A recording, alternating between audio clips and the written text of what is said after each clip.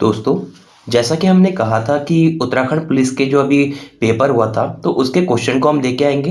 तो चलिए स्टार्ट करते हैं। 21 क्वेश्चन।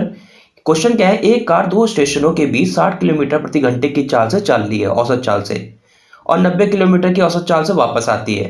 पूरी यात्रा के दौरान कार की औसत चाल क्या होगी?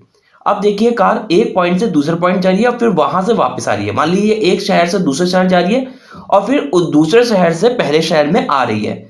तो देखिए डिस्टेंस इसके बीच में मान लीजिए 33 किलोमीटर है, तो आते वक्त भी तो वो 33 किलोमीटर ही होगी ना। तो यानी कि डिस्टेंस क्या रहेगी, यहां से जाने की डिस्टेंस और वहां से आने की डिस्टेंस दोनों क्या रहेंगी, सेम रहेंगी। यानी कि उसको क्या मान सकते हैं, टोटल डिस्टेंस क्या मान सकते हैं, जाने की डिस्टेंस डी, आने की डिस्टेंस डी।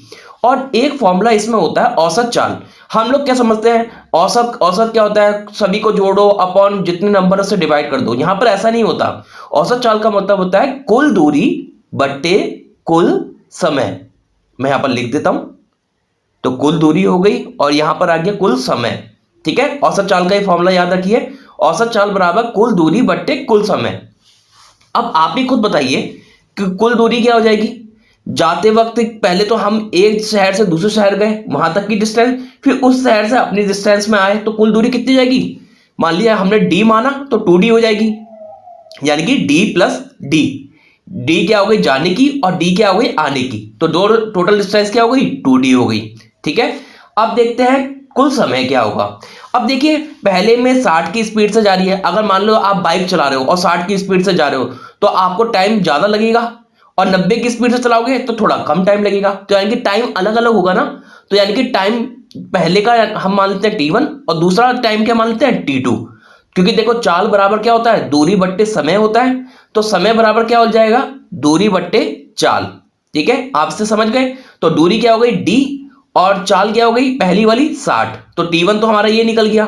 T2 क्या निकलेगा, T2 निकलेगा, दूरी तो हमारी डी है एक जगह से दूसरी जगह की, और स्पीड क्या थी, अब 90 की स्पीड थी। ठीक है, तो T1 T2 निकल गया। अब उसी फॉर्मूले में रख दीजिए, औसत औसत चाल बराबर औसत दूरी बट्टे औसत समय। तो डी, औसत जो कुल दूरी है वो क्या हो गई, डी प्लस डी, और टाइम क्या होगा, T1 प्लस T2।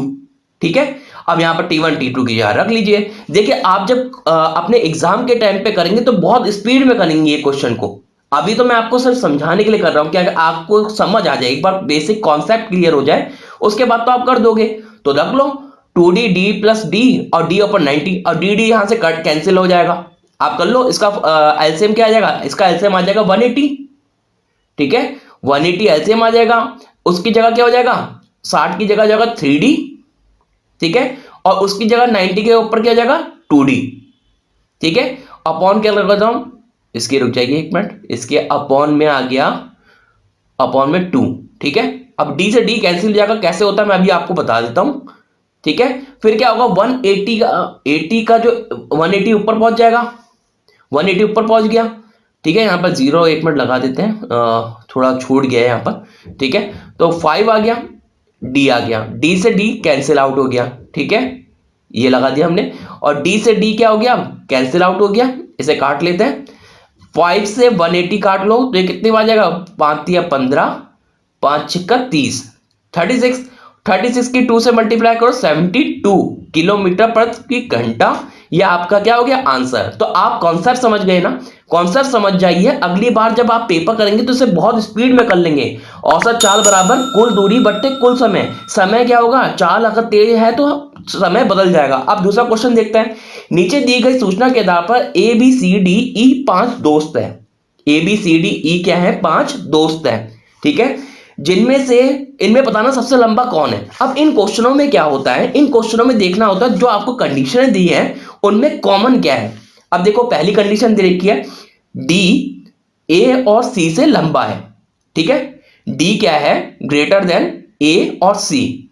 मतलब डी तो इन दोनों से बड़ा हो गया, ए सी तो अब हट गए, ए सी तो अब लंबे हो ही नहीं सकते क्योंकि सबसे लंबा बताना है। तो डी तो इनमें इन तीनों में डी सबसे लंबा हो गया। अब अगला कंडीशन क्या है, बी ई से छोटा है, ई से क्या है, छोटा है। ठीक है, तो हम कर लेंगे कि बी लेस देन ई, और लेकिन डी से लंबा है। अब देखो डी यहां पर क्या था, डी ग्रेटर था ए सी से, और डी से बड़ा कौन है, बी, और बी से बड़ा कौन है, ई है नहीं है।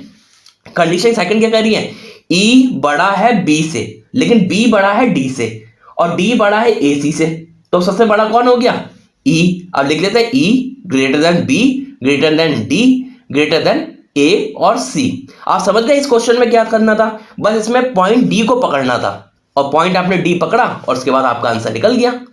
ठीक है, तो इसका आंसर हो जाएगा डी, 22 का डी। ठीक है, ई आंसर हो गया 22 का डी ऑप्शन ई आंसर हो गया।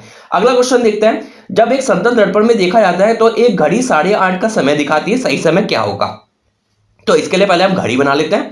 देखो अपोजिट क्या होता है, जैसे 9 का अपोजिट क्या होगा 3, 8 का अपोजिट क्या होगा 4, 7 का अपोजिट क्या होगा 5, ठीक है, 6 का कोई अपोजिट 6 का अपोजिट होगा 12। ठीक है, ऐसे करके जैसे 9 का 3 हो गया, 8 का 4 हो गया। ठीक है, तो बस आपको अपोजिट करना है और ये देखना है कि सुई किन दोनों के सेक्शन में बीच में है, ये देखना बस आप, और उन दोनों के बीच में आप कर देना।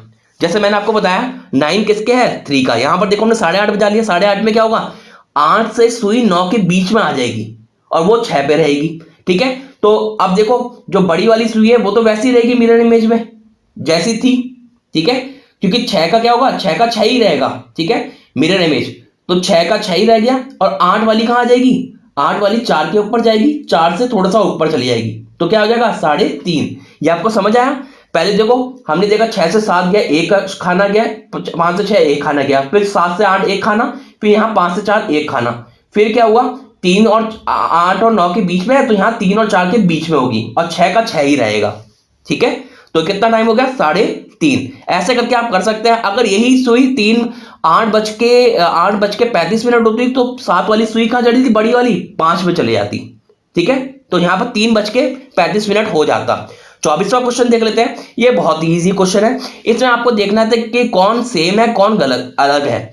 अब देखो क्या क्वेश्चन है, तरल दूध और पीजा, ये आप सभी ने पढ़ा है। तरल क्या होता है लिक्विड होता है, ठीक है, दूध क्या होता है लिक्विड होता है, ठीक है, पिज्जा क्या होता है, पिज्जा सॉलिड होता है, पिज्जा मोटा सा होता है ना सॉलिड टाइप का, और ये पानी होता है तरल, और दूध भी पानी हुआ और पिज्जा भी पानी हुआ। अब देखो तरल के अंदर बहुत सारी चीज आती है, दूध भी आ जाएगा, तेल भी आ जाएगा, कोल्ड ड्रिंक आ जाएगी, बहुत सारी चीजें आ जाएगी, नारियल पानी आ जाएगा, ये सब क्या है लिक्विड है। लेकिन पिज्जा क्या है, पिज्जा सॉलिड है। जैसे हम कहें रोटी, रोटी भी सॉलिड होती है ना। तो तरल एक बहुत बड़ी चीज हो गई, उसके अंदर दूध एक छोटा सा पार्ट है। इसको हम वेन डायग्राम से देखते हैं कैसे बनेगा। तो देखो ये तो आपको पता है कि लिक्विड कौन सा सॉलिड कौन सा है। तो वेन डायग्राम का बनाते हैं, सबसे पहले एक बड़ा सा गोला बनाएंगे और वो क्या हो जाएगा, वो बड़ा सा गोला तरल जिसके अंदर सब कुछ समाहित है, उसके अंदर दूध भी आ जाएगा, उसके अंदर पानी भी आ जाएगा, उसके अंदर पेप्सी आ जाएगी, सब कुछ आ जाएगा, जितना भी लिक्विड होगा सब इसके अंदर आ जाएगा, दवाई वही सब आ जाएगी। तो इसके अंदर क्या आ गया, दूध आ गया। अब ये बताओ तरल के अंदर पिज्जा आ सकता है, नहीं, क्योंकि तरल तो पानी जैसा हुआ और पिज्जा अलग हुआ, तो पिज्जे को अलग बना दो। तो ऐसा देखो, ऐसा कौन सा ऑप्शन है, ऐसा ऑप्शन है डी, ऑप्शन डी 4। ठीक है, तो आपको लग रहा होगा कि इतना इजी है। अगर आपको आगे और भी जानना हो तो प्लीज चैनल को लाइक शेयर और सब्सक्राइब जरूर कीजिएगा और ज्यादा से ज्यादा लोगों तक शेयर कीजिएगा प्लीज। अब 25वां क्वेश्चन देखते हैं। इन क्वेश्चनों में बहुत इजी होता है कि गाय और मुर्गी के समूह में पैरों की संख्या सिरों की संख्या से 14 अधिक है, तो गायों की संख्या बताओ। अब इन क्वेश्चनों में कुछ नहीं होता, पहले तो देख लो भैया सिर कितने होते हैं, एक गाय का और एक मुर्गी का सिर कितना होता है और पैर कितना होता है। तो देखो सिर तो एक ही होता है गाय का, 4 उसके पैर होते हैं। ठीक है, मुर्गी का देखते हैं, मुर्गी का एक सिर होता है और 2 पैर होते हैं उसके। ठीक है, तो 2 पैर हो गए। अब इन दोनों को जोड़ दो, पैरों को जोड़ दो तो कितने आ गए पैर, पैर हो गए 6। ठीक है, और सर को जोड़ दो, सर 1 और 1 कितना हो गया 2, 2 हो गया। ठीक है, अब क्या करना है, इनके आगे nn लगा देना, 2n 6n, पैर कितने हो गए 6n हो गए और सर कितने हो गए 2n हो गए। अब कंडीशन के हिसाब से रख दो। कंडीशन क्या कह रही है, कंडीशन कह रही है कि पैरों की संख्या, ठीक है, ये अब मैं आपको फिर से दिखा दे रहा हूं, 6 क्या हो गए पैर हो गए और 2 क्या हो गए सिर हो गए। इसके आगे आप कुछ मत लगाइए, इसके आगे अब मैं अभी डिटेल में समझा नहीं सकता कि n क्यों लगा दिया, आप इसके आगे इन दोनों के आगे nn लगा दीजिए, 6n और 2n। ठीक है, ये मैं आपको दिखा दूंगा एक एक कंडीशन के, एक जोड़ के कैसे आएगा, दूसरा जोड़ के कैसे आएगा, 2 पेयर के लिए आप क्या कर सकते हैं, ठीक है, 3 पेयर के लिए, तो इसके लिए आप n लगा दीजिए सिंपल।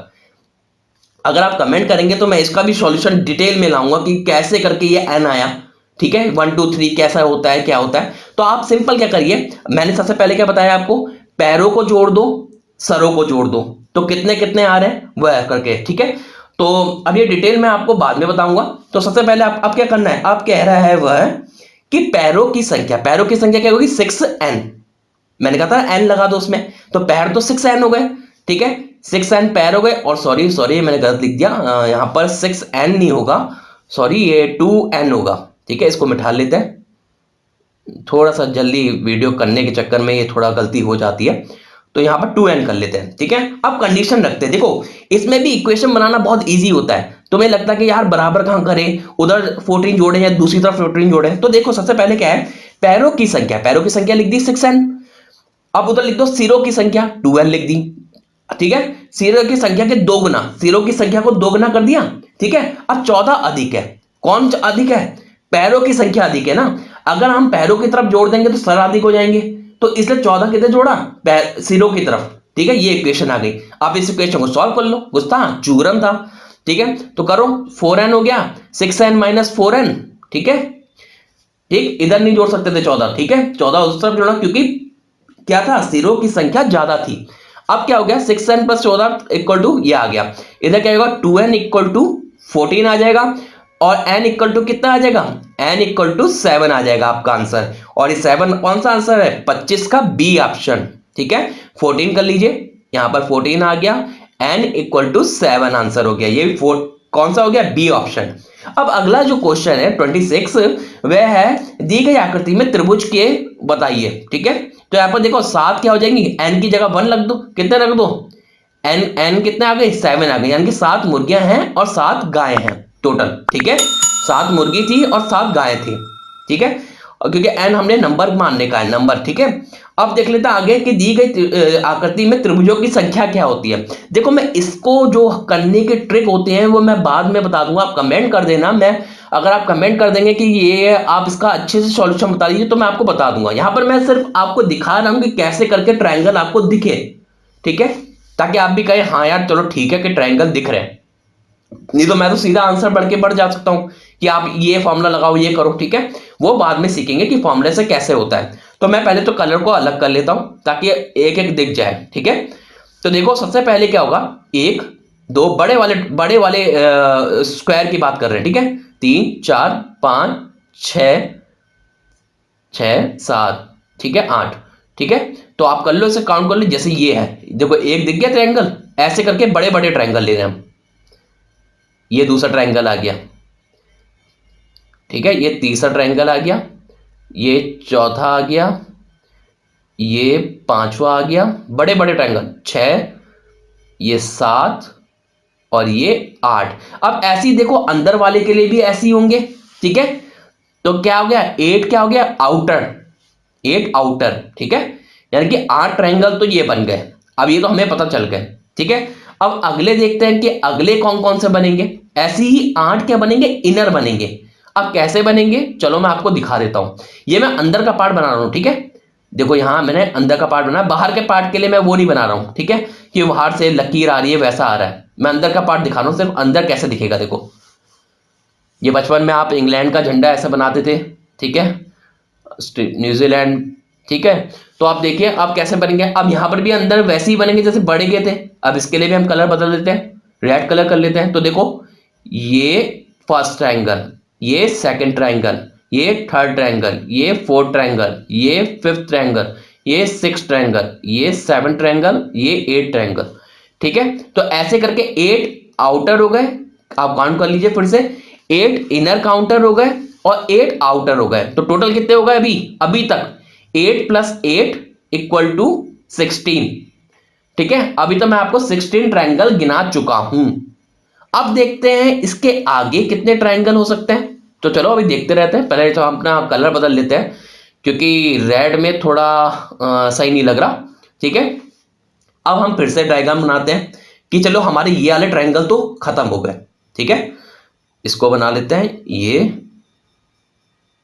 ताकि मैं आपको डिटेल में दिखा दूं कि हाँ ऐसे करके ये ट्रायंगल बन रहे हैं, ठीक है। फिर उसके बाद हम बाद में समझेंगे कि इक्वेशन क्या होती है, क्या स्क्वायर फॉर्मूला लगा सकते हैं, कैसे करके होता है कि जहां पर हमें ट्रायंगल कुछ ही सेकंडों में निकाल देंगे। ठीक है, अब देखो ये बड़ा सा ट्रायंगल, देखो ये और ये बड़ा सा ट्रायंगल दिखा एक। ठीक है, कैसे होंगे, कितने होंगे, चार होंगे, 1 2 3 4 ऐसे। देखो ये पूरा भर दे रहा हूं।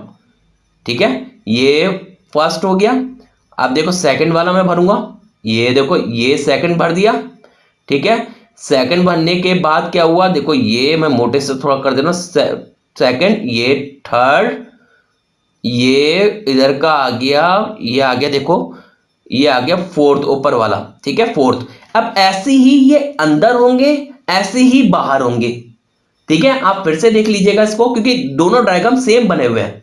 ठीक है, 4 आउटर होंगे और 4 ऐसे ही इनर होंगे।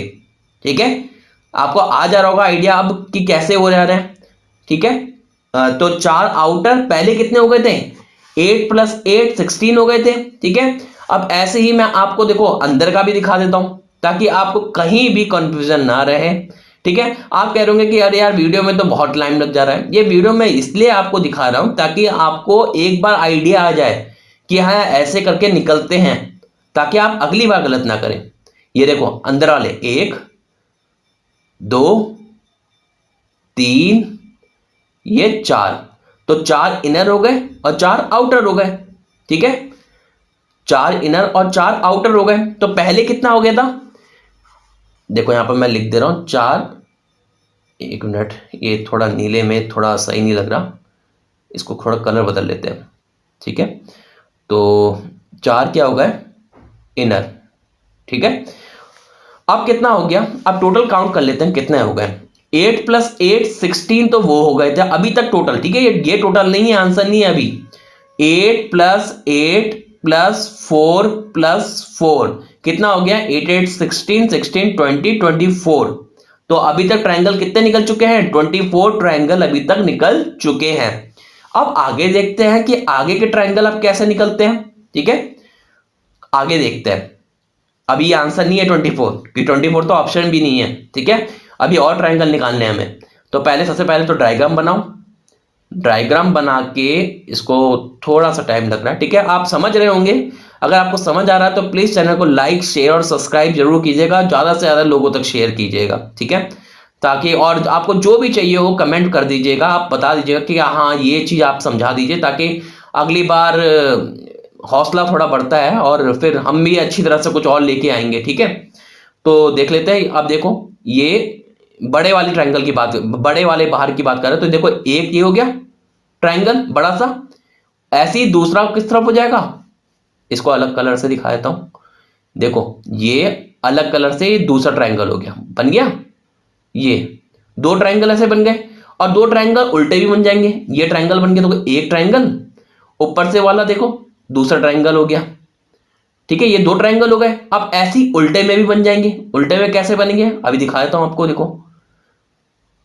ठीक है, ऐसे में 4 बन जाएंगे और 4 ही अंदर बनेंगे। अभी दिखाता हूं मैं आपको, देखो ये मैंने दिखाया, ये कट कर देते हैं।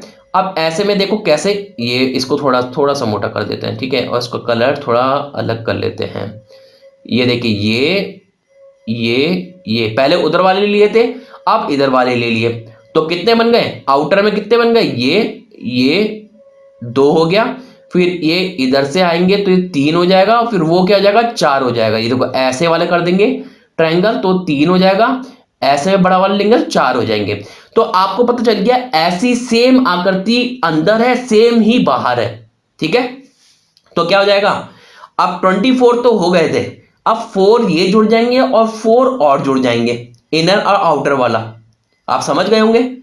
ठीक है, ये कितने हो गए, 4 इनर, और ऐसे ही 4 क्या हो जाएंगे, आउटर। ये तो आप समझ गया। अब मैं आपको बता नहीं रहा हूं कि उसमें, क्योंकि सेम सेम डायग्राम है। ठीक है, जैसे जितने इनर बनेंगे उतने आउटर बनेंगे। आप कर लो टोटल, क्योंकि अब मुझे नहीं लगता कि कोई भी बचा है। तो कितना हो गया था, पहले हो गए थे 24, अब ये 4 + 4 इक्वल टू कितने हो गया, 32, और ये आपका आंसर हो गया, आंसर सी। ठीक है, तो समझ गया होगा। अब अगला क्वेश्चन देख लेते हैं 27 का।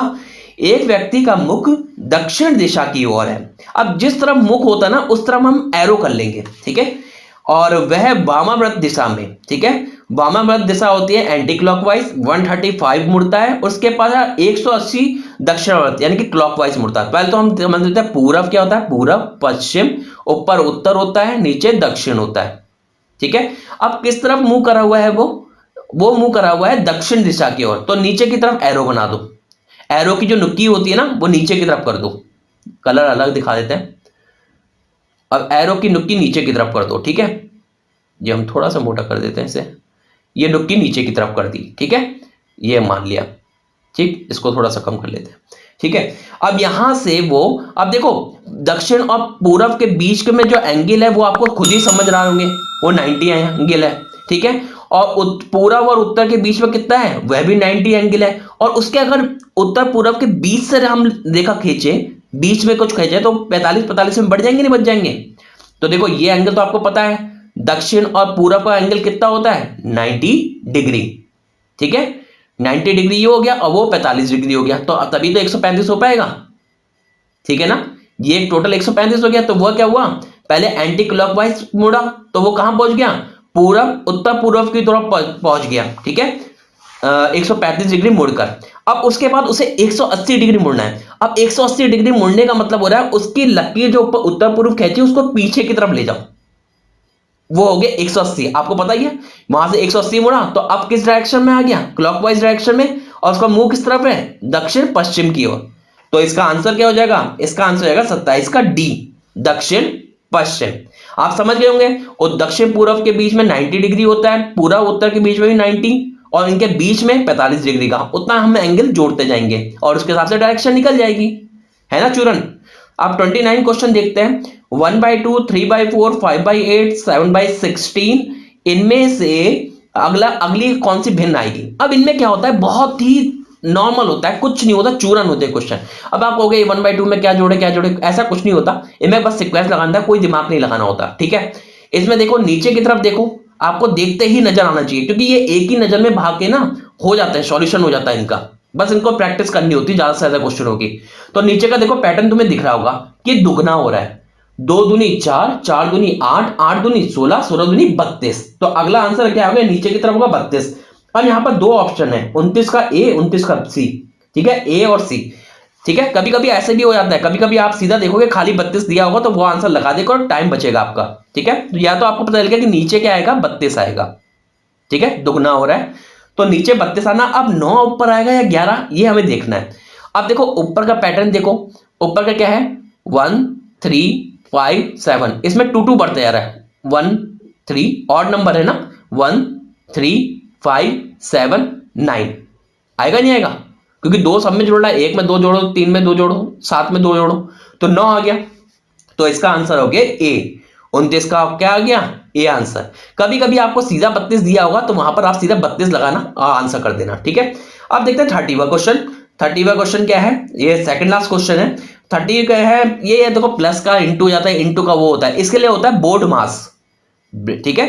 तो ब्रैकेट, फिर उसके बाद क्या होता है बोर्ड, ठीक है, डिवाइड मल्टीप्लिकेशन, ठीक है, बोर्ड मास, फिर एडिशन, फिर सब्ट्रैक्शन, ठीक है। तो सबसे पहले हमें डिवाइड करना पड़ता है, फिर उसके बाद इनटू करेंगे, मल्टीप्लाई करेंगे, उसके बाद ही ऐड करेंगे, उसके बाद सब्ट्रैक्ट करेंगे, ठीक है।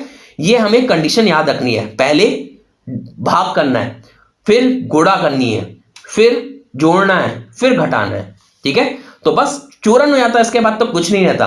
अब देखो इसको हम सॉल्व करके लिख देते हैं, पहले वो नंबर लिख लिया, फिर उसकी जगह लिख लो माइनस का मतलब क्या था, माइनस का मतलब था, सॉरी यहाँ पर माइनस का मतलब प्लस नहीं है, माइनस का मतलब भाग है, ठीक है, 25, ठीक है। फिर उसके बाद माइनस का अर्थ है यहाँ पर फिर क्या आ गया, प्लस आ गया, ठीक है, यहाँ भाग था वो 25 भागा 5 था ना, मैंने माइनस लिख देता वहां पर, तो प्लस आ गया 5, और प्लस का मतलब क्या है, इंटू 5 इंटू 20, और इंटू का मतलब है यहाँ पर माइनस, माइनस क्या हो जाएगा 3 प्लस इंटू 10, ठीक है। अब हमें पता है कि बोर्ड मास के हिसाब से सबसे पहले डिवाइड करेंगे, तो यहाँ पर डिवाइड किस किस के बीच में, 25 और 75 के बीच में, तो डिवाइड कर लो, कितना आ गया 25 पंजे 125, सॉरी ये यहाँ पर मैंने गलत लिख दिया है।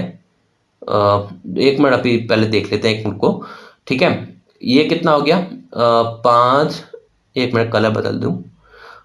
5 दूनी 10, 100, ये क्या हो गया? 30 हो गया, 30 ठीक है, क्योंकि हमें सबसे पहले क्या करना था? हमें सबसे पहले डिवाइड करना था, फिर उसके बाद वो करना था। ठीक है, अब पहले हम इसको लिख लेते हैं सही करके, फिर बाद में ही वो सही करेंगे। तो सही कर लेते हैं। 25 को करेंगे तो 25 पंजे 125, 25 का 150, 25 सत्ते 175, है ना? 25 सत्ते तो ये होता है 175, तो यहाँ पर 7 आ जाएगा। और ये तो आगे सही करा था हमने, 5 दूनी 10, 100 माइनस 30। तो इसको कर लो सॉल्व, तो इसका आंसर क्या आ जाएगा? इसका आंसर आ जाएगा 77। इनमें कुछ नहीं होता, चूरन होता है, बोर्ड मास लगाना होता है। बोर्ड मास का मतलब सबसे पहले भाग करो जो भी संख्या है, फिर उसके बाद उसे गुणा करो, फिर उसके बाद ऐड करो, फिर उसके बाद घटाओ। अब 31वां क्वेश्चन देख लेते हैं। अब इसमें भी क्या है, इसमें भी एक दिमाग लगाना होता है, बस आपको इसमें रिवीजन ज्यादा करना होता है। आपको ज्यादा से ज्यादा क्वेश्चन की प्रैक्टिस करोगे, आपको फिर वहां जाके चूरन लगने लग जाएगा। ठीक है, सबसे पहले क्या करा करो? गुणा करा करो और जोड़ दे करो इन क्वेश्चनों में। ठीक है, इन क्वेश्चनों में गुणा करो, आप आमने सामने को गुणा करो। अगर बड़ा नंबर बीच में दिख रहा है तो क्या करो? गुणा करो और उसके बाद क्या कर दो? जोड़ दो। तो मैंने यही करा, 3 इंटू 4 कर दिया, 5 इंटू 2 कर दिया, दोनों को जोड़ा, कितना आ गया? 10 और 12 इक्वल टू 22। मैंने कहा ये तो इक्वेशन सही बैठ गई, तो ऐसी सब में बैठ रही होगी, तो इसको चेक कर लेते हैं। समझ गए ना? अगर बीच में छोटा नंबर दिखता तो इन दोनों को बीच को घटा लेते और फिर उसके बाद जोड़ देते, तब मिल जाएगा। ठीक है, बस आपको करना यही होता है, गुणा कर लो। ठीक है, मतलब दोनों को जोड़ लो या फिर घटा लो या गुणा कर लो। वैसे तो गुणा करके और जोड़ के हो जाता है। यहाँ पे देखो 5 गुणा 5 करा प्लस 3 गुणा 8 करा। आप इसके लिए मुझे कमेंट लिख देना, वो आंसर सही आएगा, 49 आ जाएगा इसमें। ठीक है, आप मुझे इसमें लिख देना, मैं और भी क्वेश्चन आपके लिए ले आऊंगा ताकि आपकी प्रैक्टिस हो जाए कि अगले में कोई भी क्वेश्चन आए आपका गलत ना हो। ठीक है, आप मुझे कमेंट कर देना। अब देखो करना क्या है, अभी ये पहले बना लेते हैं हम कि है क्या क्वेश्चन में। तो लास्ट क्वेश्चन है वैसे भी हमारा, 9 5 7 4। ठीक है, अब बीच में क्या आएगा आप बता दो। कि चूरन हो गया आपके लिए 7 इंटू 4 प्लस 9 इंटू 5, ये कितना हो गया? ये हो गया 7 चौको 28 और ये 45। ठीक है, ये 28 लिख दूं, उसका उल्टा लिख दिया मैंने। ठीक है, इन दोनों को जोड़ोगे, ठीक है, ये हो गया 73। ठीक है, 73 इसका आंसर हो गया, 73 आंसर हो गया। तो अब आप समझ गए होंगे कि कैसे करके क्या क्या करके सॉल्यूशन निकलना है। वीडियो थोड़ी सी लंबी हो गई है क्योंकि मैं आपको, मेरा एम जो है वो आपको क्वेश्चन समझाना है कि कैसे करके आपके इसमें ये समझ आ जाए कि हाँ यार ये क्वेश्चन ऐसे होता है, ताकि अगले जो पेपर होंगे उसमें आपके ये क्वेश्चन गलत ना हो सके। ठीक है, बाकी आशा करता हूं अगर आपको वीडियो अच्छी लगी हो तो प्लीज लाइक शेयर और सब्सक्राइब जरूर कीजिएगा, ज्यादा से ज्यादा लोगों तक शेयर कीजिएगा। Thank you so much.